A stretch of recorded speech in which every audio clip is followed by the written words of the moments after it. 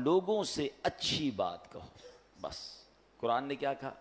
لوگوں سے جب بھی السلام علیکم ورحمۃ اللہ وبرکاتہ. دوستو، لوگوں سے اچھے انداز میں بات کرنا، اسی تعلق سے ایک بہت ہی امیزنگ اور خوبصورت بیان ہے مولانا عبدالحبیب اتاری صاحب کا. آپ اس بیان کو پہلے سماعت کریں.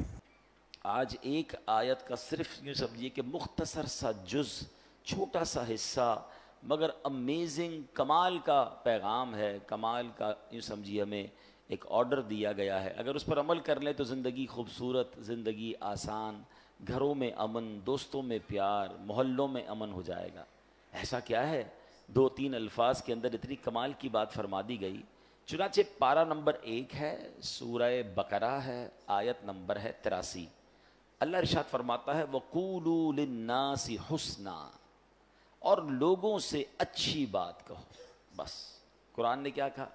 لوگوں سے جب بھی کریں اچھی بات کریں. سبحان اللہ. یہ حکم اگر ہم اپنا لیں نا تو یہ سمجھے ہمارے معاشرے میں امن و سکون ہو جائے گا. وَقُولُوا لِلنَّاسِ حُسْنًا، لوگوں سے اچھی بات کہو. یہ جادو جیسا اثر رکھنے والا حکم ہے. ہاں، کہ لوگوں سے اچھی بات کہو. آپ یقین کریں آپ زندگی کے ہر میدان میں کامیاب ہو سکتے ہیں اگر یہ حکم پر ہم عمل کرنے والے بن جائیں. کس طرح بڑے بڑے معاملات سارٹ آؤٹ ہو گئے، بڑی بڑی جنگیں ٹل گئیں، بڑی بڑی مصیبتیں ٹل گئیں. ایک واقعہ بتاتا ہوں آپ کو. تاریخ گواہ ہے کہ جو کام تیروں اور تلواروں سے کرنا ممکن نہیں تھا، میٹھے بول اور اچھی بات نے وہ کام کر دکھایا. تاتاری قوم یہ ایک ایسی قوم تھی، بڑی ظالم قوم. اس نے دنیا پر بہت ظلم و ستم بہائے، اس نے خون کی ندیاں بہائیں، درجنوں بار ان کے ساتھ جنگیں لڑی گئیں، مگر اس قوم کو ہرا نہیں پاتے تھے لوگ. وہ قتل و غارت گری کرتے چلے جاتے اور ملک کے ملک تباہ و برباد کرتے چلے جاتے تھے. اب کیا ہوا کہ خراسان کے ایک بزرگ تھے، انہیں خواب میں حکم ملا کہ جاؤ اور جا کر تاتاری قوم کو اسلام کی دعوت دینی ہے. وہ قوم جو ایسی جنگجو ہے، لڑنے کے لیے تیار ہے. وہ بتایا جاتا تھا کہ ہلاکو خان اور یہ لوگ جو لوگ تھے یہ کھوپڑیوں کے مینار بنایا کرتے تھے. تو جب ہلاکو خان کا بیٹا تھا تگودار خان، اس کی حکومت تھی. وہ بزرگ رحمۃ اللہ تعالی علیہ سامان باندھا انہوں نے اور اس کے پاس پہنچ گئے. اب اللہ والے تھے، چہرے پہ داڑھی بھی تھی، سنتوں بھرا لباس بھی تھا، ایک مذہبی حلیہ بھی تھا. جب آپ اس کے سامنے گئے اسلام کی دعوت دینے تو تگودار خان کو ایک جو ہے وہ شرارت سوجی. وہ کہتا ہے مولانا صاحب آپ مجھے اسلام کی دعوت دینے آئیں، پہلے یہ تو بتائیں تمہاری داڑھی کے بال اچھے ہیں یا میرے کتے کی دم اچھی ہے؟ اب کیسا غصہ دلانے والا جملہ تھا، کتنا دل توڑنے والا جملہ تھا، کتنا بدتمیزی والا جملہ تھا. مگر اللہ والے تھے نا، اسلام کی بات کرنے گئے تھے، قرآن کے احکام پتہ تھے کہ بات اچھی کرنی ہے. کیا کمال کا جواب دیا. کہا دیکھو میں اپنے اللہ کا ماننے والا ہوں، اللہ کا بندہ ہوں. اگر تو میں اس کا فرما بردار ہوں تو میں اچھا ہوں، ورنہ پھر تمہارے کتے کی دم اچھی ہے. اگر اللہ ہی مجھ سے ناراض ہے، میں اس کی فرما برداری کر نہیں رہا، تو پھر تو مجھ سے کتا ہی اچھا ہے، کیونکہ کم از کم تمہارا وفادار تو ہے نا. میں اپنے رب کا ہی اگر وفادار نہیں تو پھر تو مجھ سے اچھا کتا ہو گیا. اب ایک اتنی بڑی مذہبی شخصیت سے، ایسے مذہبی حلیے والے سے ایسا جواب سنا، بدتمیزی کے مقابلے میں رپلائی کیا ملا؟ اچھا، سافٹ اور حکمت بھرا. تو جب یہ میٹھے بول اس نے سنے نا تو تگودار خان کے دل پر اثر کر گئے. اس پر جو شرارت کا بھوت سوار تھا وہ اتر گیا. اب وہ نرمی سے بولا اب تو آپ میرے مہمان ہیں، میرے پاس قیام فرمائیں. چنانچہ وہ بزرگ جو تھے وہ تگودار خان کے یہاں رہنے لگے. روزانہ رات کو وہ ان کے پاس آتا، بزرگوں نے پیاری پیاری باتیں بتاتے، اسلام کی تعلیمات بتاتے، نبی پاک کے واقعات سناتے. اور ایک بار ایسا وقت آیا کہ وہ تگودار خان جو ہلاکو خان کا بیٹا اور تاتاری قوم جو ظلم و ستم کی آندیاں بہاتی تھی، جن سے تلواروں سے کوئی جیت نہیں سکتا تھا، آخر کار کلمہ پڑھ کر مسلمان ہو گیا اور نبی پاک علیہ الصلوۃ والسلام کا شیدائی بن گیا. اس کے نتیجے میں پھر تاتاری قوم بھی مسلمان ہو گئی. اللہ اکبر. یوں میٹھے بول کی برکت سے خونخوار قوم جو تھی، جو تلواروں سے زیر نہ آئی، وہ اچھی بات اور اچھی طریقے سے گفتگو کرنے کی وجہ سے وہ زیر ہو گئی اور وہ مسلمان ہو گئے. اے میرے پیارے اسلامی بھائیوں، جو اصل بات سمجھانے کا مقصد ہے کہ بہت ساری چیزیں لڑائی جھگڑے سے نہیں، اچھی بات کر کے حاصل کی جا سکتی ہیں. تیکھے بول، چبھتے ہوئے جملے، لڑنے والی باتیں دشمنیاں تو پیدا کر سکتی ہیں، دوست نہیں بنا سکتی ہیں. ہمارا پرابلم یہ ہے کہ ہم قرآن کے اس حکم پر عمل کرنے میں کامیاب نہیں ہو رہے. بڑا پیارا شعر ہے نا, ہے فلاح و کامیابی نرمیوں آسانی میں, ہے فلاح و کامرانی نرمیوں آسانی میں, ہر بنا کام بگڑ جاتا ہے نادانی میں. آپ نے دیکھا ہوگا ایک جملہ بندہ کہہ دیتا ہے رشتہ ختم ہو جاتا ہے, ایک جملہ ایسا کہہ دیتا ہے دوستی ختم ہو جاتی ہے, ایک جملہ ایسا کہہ دیتا ہے پارٹنرشپ ختم ہو جاتی ہے. اچھا بعد میں بندہ برسوں سوچتا رہتا ہے کاش یار وہ جملہ نہ کہتا, مجھے کیا ہو گیا تھا, میں نے کیوں ایسی بات کر دی تھی. میں نے پہلے بھی بیان میں ایک بات بتائی ہے, ہماری جسم میں جتنے بھی باڈی پارٹس ہیں نا اس کا کوئی گارڈ نہیں ہے, کوئی روک نہیں ہے, مگر زبان وہ واحد پارٹ آف دا باڈی ہے جس کے 32 گارڈ ہیں. 32 دانتوں کے پیچھے نماز کو اپنی زبان کو رکھا گیا ہے کہ بندہ پہلے سوچ لے پھر بات کرے.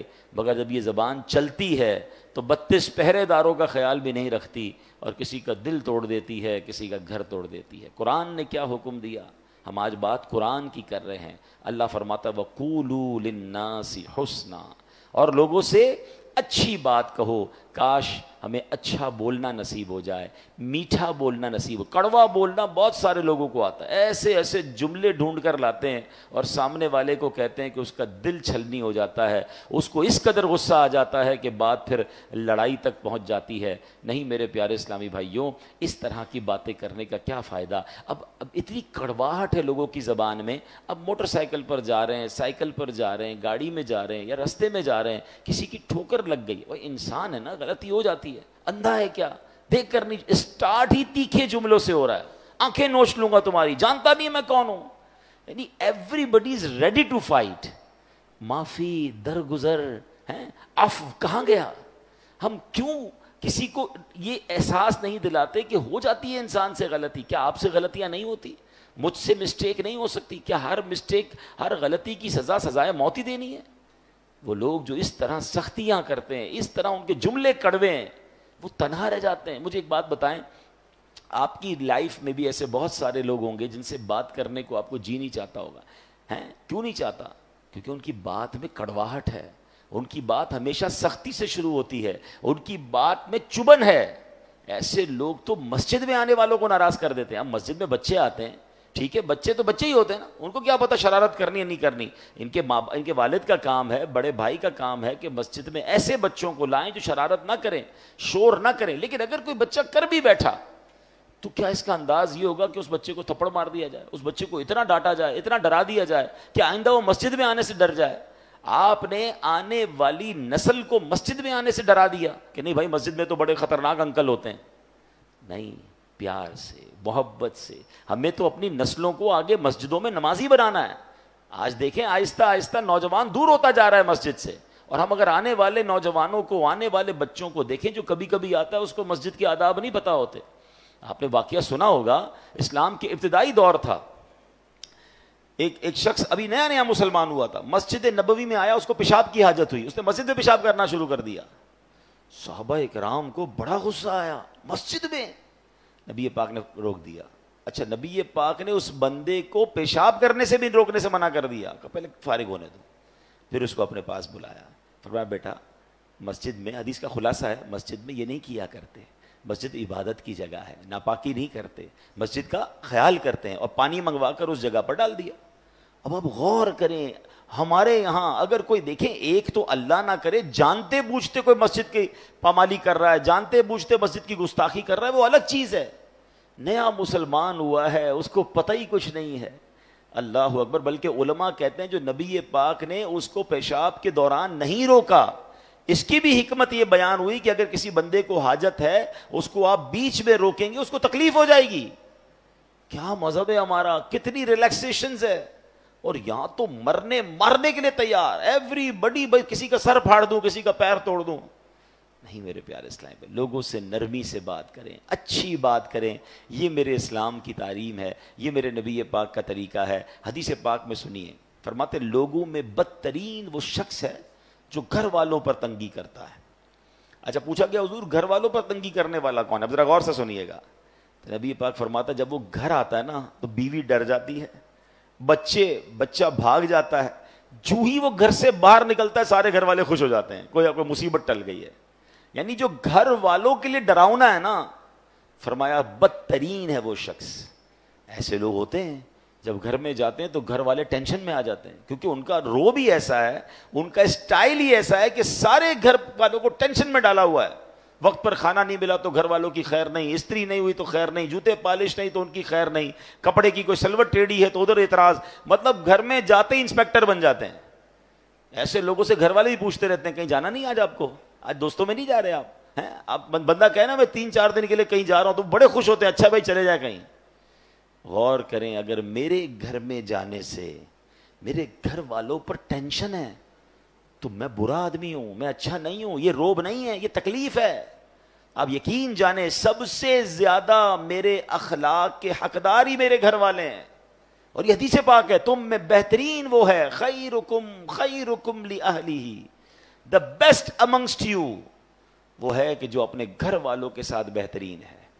اس کو کبھی چیک کرنا ہو نا کہ میرا گھر والوں کے ساتھ کیسا تعلق ہے، تو آپ یہ دیکھیں آپ کا اپنے گاہکوں کے ساتھ کیسا تعلق ہے. اگر آپ دکاندار ہیں اور آپ کا کوئی بڑا اچھا گاہک ہے، کسٹمر ہے، آپ کیسے بات کرتے ہیں؟ آئیے آئیے بیٹھے بیٹھے ماشاءاللہ، پانی پلاؤں آپ کو، چائے پلاؤں، اچھا کھانا منگاؤں آپ کے لیے. کبھی یہ انداز اپنے ماں باپ کے ساتھ کیا؟ اپنے بیوی بچوں کے ساتھ یہ پیار والی باتیں کی؟ اچھا اس کے بعد سیکنڈ نمبر پر دوستوں کے ساتھ کیسا تعلق ہے؟ او بھائی دوست کو کھانا بھی کھلائیں گے، چائے بھی پلائیں گے، رات بھر اس کے ساتھ رہیں گے، کئی مصیبت میں دوست آ گیا تو ہم حاضر. ان دونوں کیٹیگریز یعنی چاہے وہ کسٹمرز ہوں چاہے وہ آپ کے فرینڈز ہوں، ان دونوں سے زیادہ حقدار کون ہے؟ وہ گھر والے ہیں. لیکن گھر والے باپ رے باپ ٹینشن میں ہیں، تکلیف میں ہیں، یہ بندہ اچھا نہیں. آقا نے کیا فرمایا؟ لوگوں میں بدترین وہ ہے جو گھر والوں کے لیے تنگی کرتا ہو. مزہ پتہ ہے کیا ہے؟ اچھا ایک اور ٹیسٹر ہے، کبھی چاہیں چیک کرنا چاہیں، کیونکہ گھر والے کبھی بھی نہیں بتائیں گے. خاص طور پہ اس کو کیسے بتا سکتے ہیں جو اتنا سخت ہے کہ آپ کی وجہ سے ہم تکلیف میں، اور تکلیف بڑھ جائے گی، اس تو چھوڑنا ہی نہیں ہے. اب اگر بندے کو خود چیک کرنا ہے، جگرا بڑا ہے کہ یار کہیں میں ایسا ہوں تو نہیں، کیونکہ بعض اوقات برے آدمی کو یہ بھی نہیں پتا ہوتا کہ میں برا ہوں، اس کو لگتا ٹھیک ہی تو ہے بھائی، سختی نہیں کریں گے تو گھر والے بگڑ جائیں گے. بھائی کیا سختی سے ہی سدھارا جا سکتا ہے، پیار سے نہیں سدھارا جا سکتا. میں ایک ایگزامپل دیتا ہوں. ایک والد ہے جو گھر میں داخل ہوتا ہے اور بچے کہتے ہیں جلدی سو جاؤ ابو آ گئے ہیں، ڈر گئے ہیں نا، رضائی میں گھس جاتے ہیں، ابو سے ملاقات ہی نہیں کرنی کیونکہ ابو ملنا ہے، اور ابو نے جناب اب سارے دن کی کارکردگی لینی ہے، ڈنڈا ہاتھ میں پکڑنا ہے اور برا بھلا ہی کہنا، تو اس سے بہتر چھپ جاؤ. اور ایک والد وہ ہے جب گھر میں جاتا ہے تو بچے دوڑتے ہوئے آتے ہیں جلدی آ جاؤ ابو آ گئے ہیں. بتائیں ان دونوں میں سے کون سا والد ہے جو اپنے بچوں کی اچھی تربیت کر سکے گا؟ دوسرے والا نا. بچے پیار سے قریب آئیں گے تو آپ ان کو تربیت اچھی کریں گے، نماز کا کہیں گے، جھوٹ بولنے سے بچنے کا کہیں گے. جب وہ ملنا ہی نہیں چاہتے آپ سے تو کیسے تربیت کرو گے؟ تو لوگ سمجھتے سختی سے تربیت ہوتی، نہیں جناب، آپ کو نرم رکھنا ہے. یقیناً کہیں نہ کہیں سختی، بھائی ڈاکٹر بھی پیار والی باتیں کر کے کبھی کبھی ایک انجیکشن لگا دیتا ہے، لیکن آپ اگر ہر وقت انجیکشن لے کے گھوم رہے ہیں تو پھر تو بچے دور ہو جائیں گے، فیملی دور ہو جائے گی. اچھا اگر اب آپ نے ٹیسٹ کرنا ہے کہ میں وہ بدترین آدمی ہوں کہ نہیں جس کے بارے میں نبی پاک نے فرمایا کہ جب وہ گھر میں جاتا ہے تو بیوی ڈر جاتی ہے، بچے جو ہے وہ بھاگ جاتے ہیں، تو اب یہ چیک کرنا ہونا تو آپ بغیر ان کو بتائے جب گھر میں داخل ہوتے ہیں تو آپ چیک کریں ہمارے گھر میں جانے سے اگر لوگ پہلے مسکرا رہے تھے، ہنس رہے تھے، باتیں کر رہے تھے، اور جاتے ہی سب خاموش ہو گئے، مسکراہٹ ہی غائب ہو گئی چہرے سے، تو سمجھ جائیں کہ میں گھر والوں کے لیے ریلیکسیشن کا باعث نہیں. مزہ یہ ہے کہ بندہ گھر میں جائے تو ماں کہے میرا بیٹا آ گیا، بھائی کہے میرا بھائی آ گیا، بچے کہے میرے ابو آ گئے، بیوی کہے میرے سرتاج آ گئے. ایوری بڈی بیکم ریلیکس جب آپ گھر کے اندر داخل ہو. یہ میری اور آپ کی ذمہ داری ہے. اسلام ہمیں اس بات کا درس دیتا ہے. ہم باہر بڑے خوش اخلاق اور گھر میں شیر ببر بن کر پھرتے ہیں، یہ اسلام نہیں ہے. آگے چلتے ہیں. سبحان اللہ. اب روب کے بارے میں لوگ کہتے ہیں نا روب ہونا چاہیے. آئیے میں بتاتا ہوں نبی پاک کا روب کیسا تھا اور پیارے آقا کا اخلاق کیسے تھے. حضرت حدیث پاک میں ہے ایک آدمی 2 مہینے تک سفر کرے، یعنی اتنا دور پہنچ جائے. فرمایا اتنا دور بھی اگر کوئی ہوگا تو نبی پاک کے مبارک روب کا عالم یہ ہے کہ 2 مہینے دور سفر کر کے بھی جہاں پہنچا ہے وہاں بھی اس کے دل پر نبی پاک کا روب طاری ہو جائے گا. اتنا روب تھا. ٹھیک ہے، مگر انداز مبارک کیسا تھا، نرمی کا عالم کیسا تھا. حضرت انس رضی اللہ عنہ فرماتے ہیں میں 10 سال نبی پاک کی خدمت میں رہا، پیارے آقا کے یہاں خدمتگار کی حیثیت سے رہے. کہتے ہیں 10 سالوں میں نبی پاک نے ایک بار بھی نہیں فرمایا تم نے یہ کام کیوں کیا ہے, یا تم نے یہ کام کیوں نہیں کیا. اپنے ملازم کو, اپنے خادم کو یہ نہیں فرماتے تھے.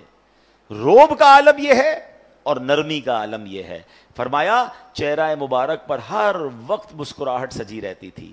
پاس جتنے لوگ بیٹھتے تھے نا, سب کو یہ لگتا تھا کہ سرکار دو عالم علیہ الصلوۃ والسلام سب سے زیادہ مجھی سے پیار کرتے ہیں, کیونکہ سب سے پیار سے بات کرتے ہیں, سب سے ہی محبت سے ذکر ہوتا تھا. اور پھر فرمایا ننھے بچوں سے لے کر بوڑھوں تک, خادموں سے لے کر مجنونوں تک, ہر کوئی اپنے دل کی بات بے دھڑک نبی پاک سے کر سکتا تھا. ہم سے کوئی کر سکتا ہے؟ کچھ لوگوں نے اپنے گھر میں ایسا روب جمایا ہے کہ بیوی 3 دن تک انتظار کرتی ہے, صاحب کا موڈ ٹھیک ہو تو کچھ بات کروں. بلکہ اب تو ڈیجیٹل میڈیا ہے.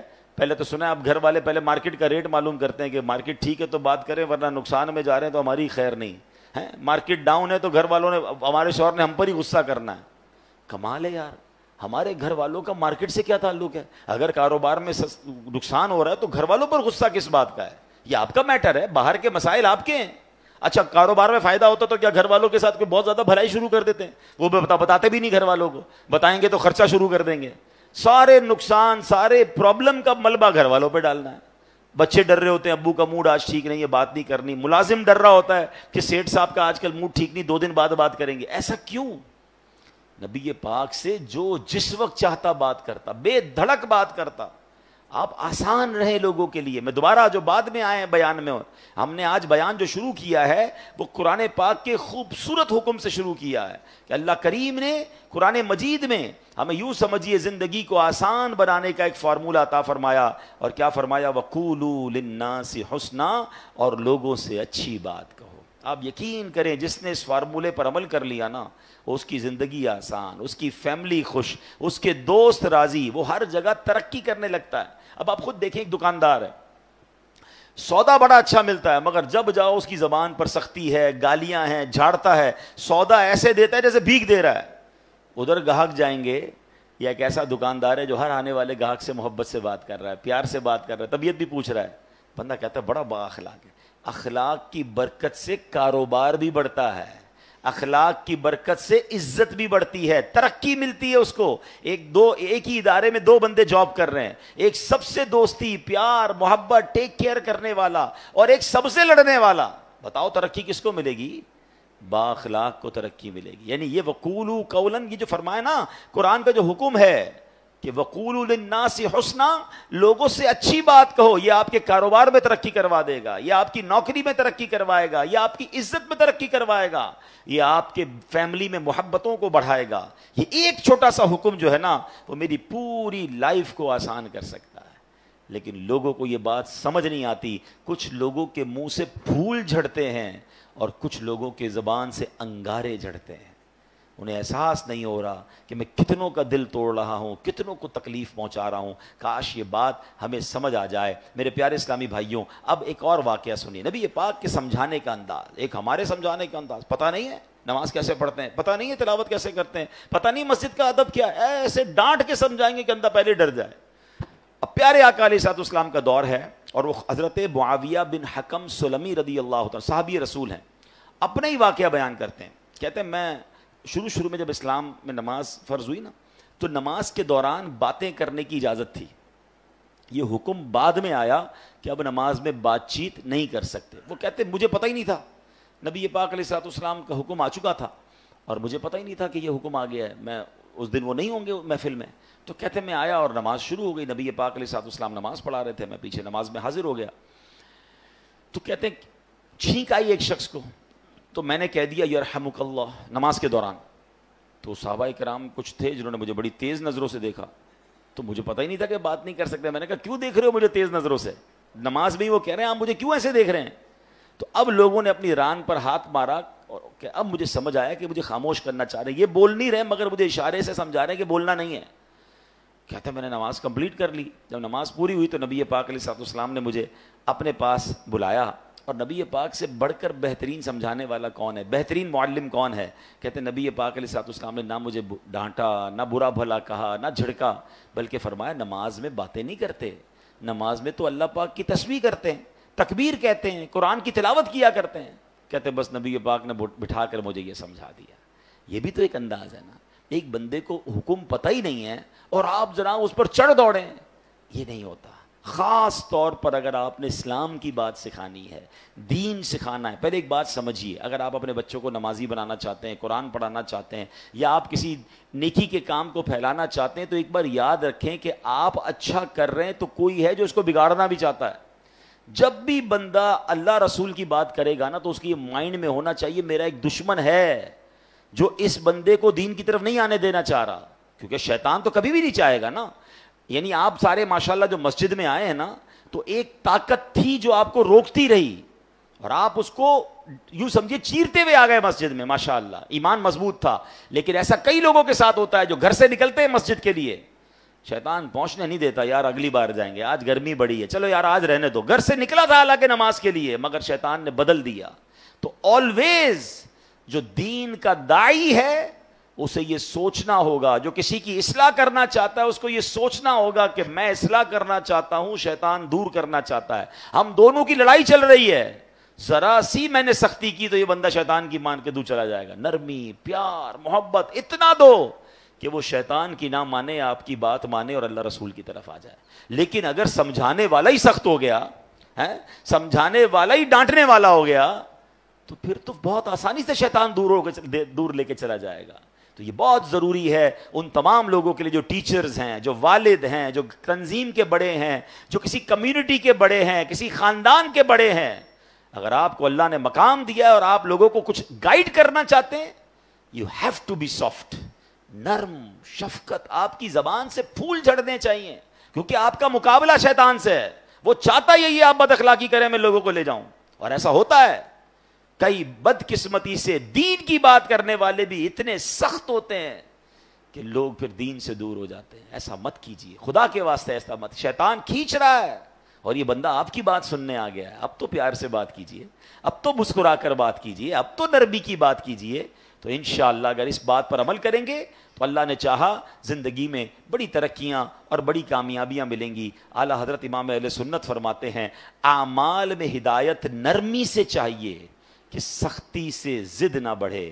اللہ کرے یہ بات ہمیں سمجھ آ جائے. اچھا, بالکل اسی طرح کسی کو سمجھانا ہے, اس میں بھی بڑی غلطی ہوتی ہے. سب کے سامنے لوگ سمجھاتے ہیں, یہ میرا بیٹا جو ہے نا, اچھا رشتہ دار آئے ہیں گھر پہ, مہمان آئے ہیں, اور ان کے سامنے کہہ رہے ہیں یہ بیٹا میری بات مانتا نہیں ہے, بہت تنگ کرتا ہے, ذرا آپ بھی اسے سمجھا دیں. کیا اب وہ سمجھے گا آپ کی بات؟ سب کے سامنے آپ نے ذلیل کر دیا.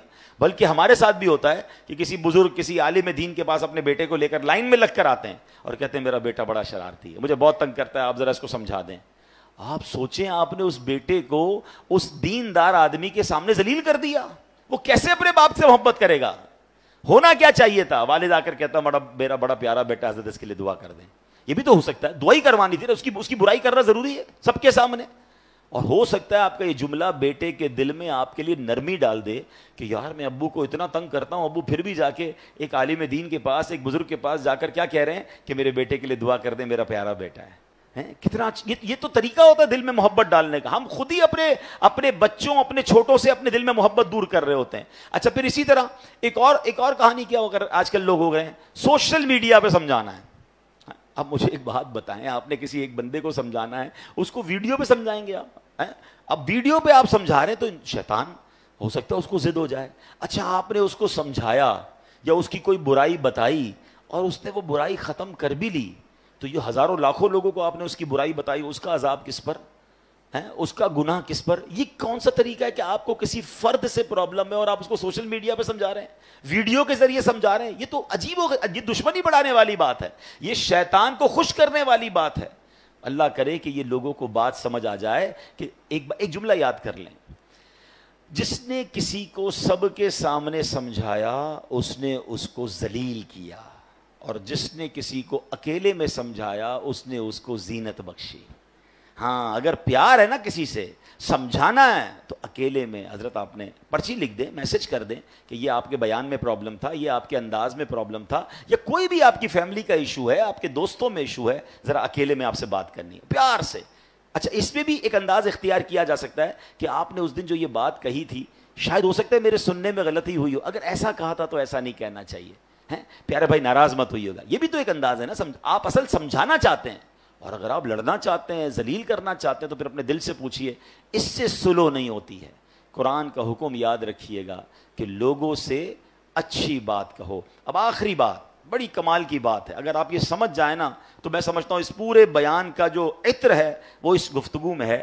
کہ علامہ قرطبی رحمۃ اللہ تعالی علیہ فرماتے ہیں, سمجھانے والا دنیا میں کوئی بھی ہو, آج کے دور میں کوئی حضرت موسیٰ اور حضرت ہارون سے افضل نہیں ہو سکتا. اللہ کے نبی ہے نا, اور جسے سمجھایا جائے وہ کتنا ہی بڑا گناہگار کیوں نہ ہو, وہ فرعون سے بڑا گناہگار نہیں ہو سکتا. بات سمجھ آ رہی ہے؟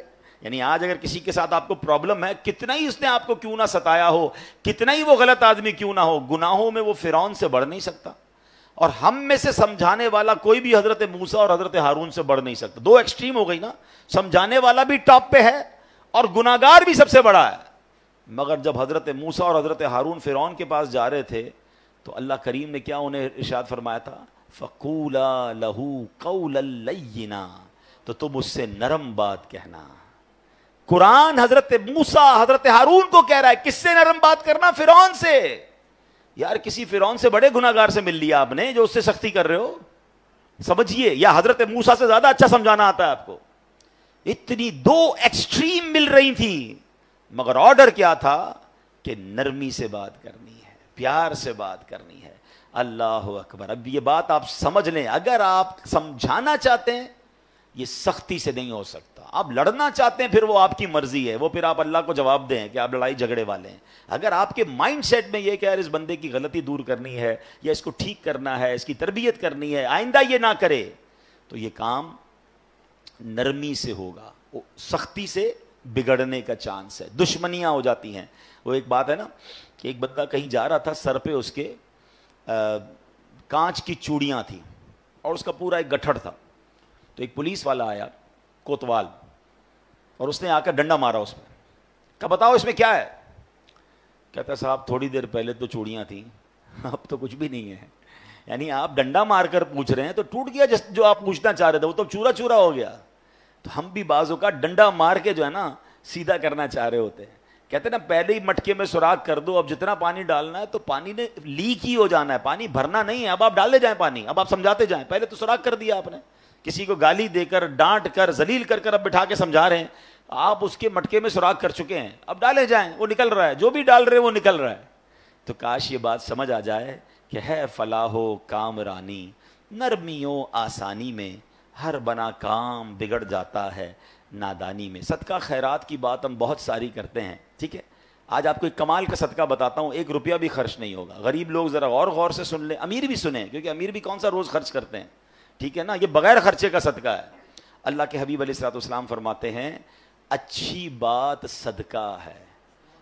ہائے ہائے, یعنی صرف مال سے صدقہ نہیں ہوتا, بلکہ ہر معمولی چھوٹی سے چھوٹی نیکی بھی اگر اخلاص کے ساتھ کی جائے تو اس پر صدقے کا ثواب ملتا ہے. حتیٰ کہ مسلمان بھائی سے میٹھی اور نرم باتیں کرنا بھی صدقہ ہے.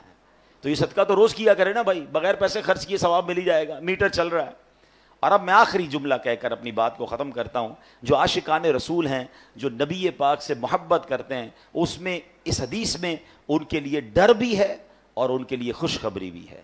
اللہ کے رسول علیہ الصلوۃ والسلام فرماتے ہیں کہ بے شک تم میں سے مجھے سب سے زیادہ پیارے, سنو آقا فرمانے تم میں سے سب سے زیادہ پیارے اور قیامت کے دن میرے نزدیک ترین وہ لوگ ہوں گے. اب مجھے بتائیں, میں آگے بندہ نہ بتاؤں کون ہے, انعام کیسا ہے.